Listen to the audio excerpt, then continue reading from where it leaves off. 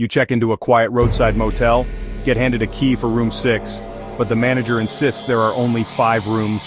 That's when you realize you're not supposed to be there. The highway had become a hypnotic ribbon of asphalt, the white lines pulling me into a trance.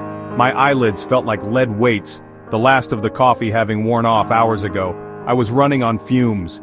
That's when I saw it, a beacon of last resort, flickering against the darkness.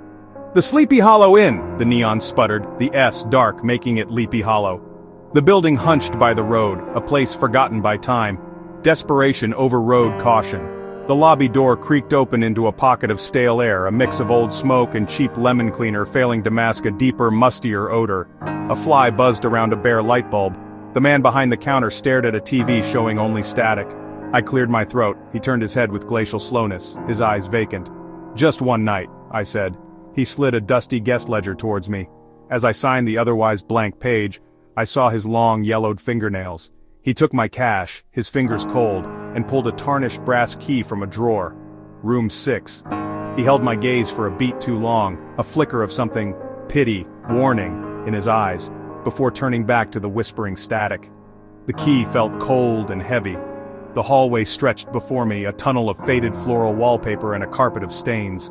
The silence was profound, not peaceful but expectant, as if the air itself was holding its breath.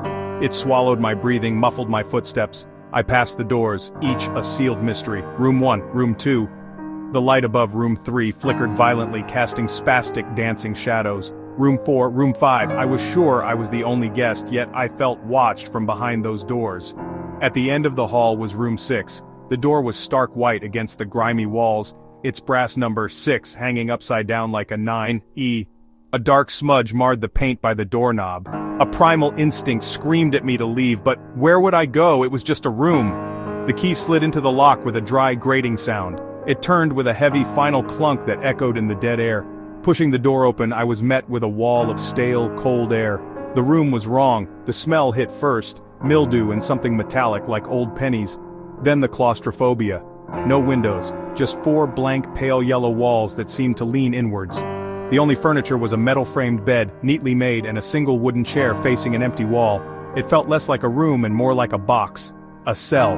I dropped my bag, the thud unnaturally loud, and then I saw it. On the wall the chair faced, faint in the dim light, were scratches.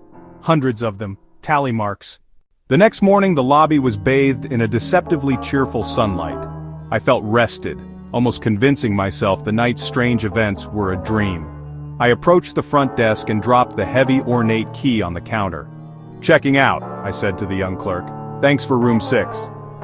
His polite smile didn't just fade, it was wiped clean, replaced by a stark, hollow expression. His hand, reaching for the key, froze mid-air.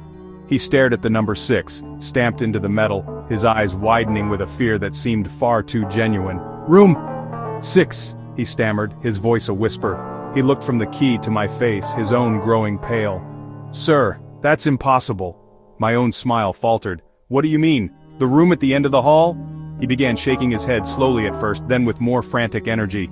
"No," he insisted, his voice cracking. "We don't have a room 6, we never have." Before I could protest, he ducked behind the counter, his movements jerky. He came back up with a large, rolled-up piece of parchment, unfurling it with trembling hands. It was an old, brittle floor plan. The ink faded to a ghostly brown. He jabbed a shaking finger at the end of the hallway. "See?" he pleaded. 1, 2, 3, 4, 5. The hallway ends at room 5. I leaned in, my heart pounding. He was right. Where my door had been, the plan showed a solid, unbroken line. A blank wall. I insisted on showing him. We walked down the hall together, counting the doors. 1, 2, 3, 4, 5. At the end, there was nothing. Just the wall. No door, no number, no handle. I felt the blood drain from my face. The clerk stared at me like I'd lost my mind. "You should leave," he whispered. "Now." I didn't just run. I fled, every instinct screaming at me to get away from room 6. My hands trembled so badly I could barely get the key in the ignition. The engine roared to life and I peeled out of the parking lot, tires spitting gravel. The further the motel's flickering sign shrank in my rearview mirror, the more a fragile sense of relief began to settle in. I was out. I was safe. The open road was a lifeline pulling me back to sanity. I tried to steady my breathing, focusing on the highway. It was just a bad dream, I told myself, a trick of an overtired mind. I chanced to look in the rearview mirror just to see the empty road behind me, and that's when my blood ran cold. There, draped over the back seat, was my jacket. The one I'd left hanging on the chair in room 6. It couldn't be. I slammed on the brakes, the car screeching to a halt on the deserted road. My heart hammered against my ribs as I whipped around. The back seat was empty, utterly, completely empty. It was as if it had never been there. Was I losing my mind? I sat there, the engine idling, the silence amplifying the frantic thumping in my chest. It had to be a hallucination, a trick of the light.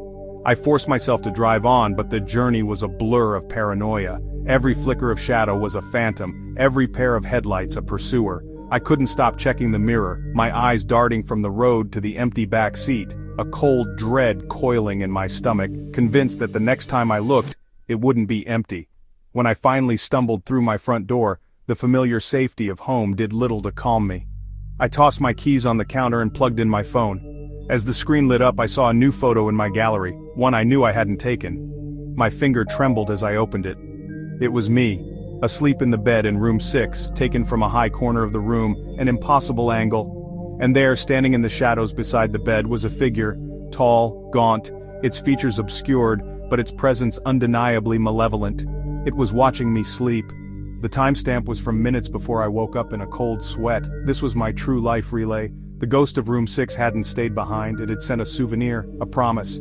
If you want more real-life inspired suspense stories, subscribe, because the next room might already have your name on it.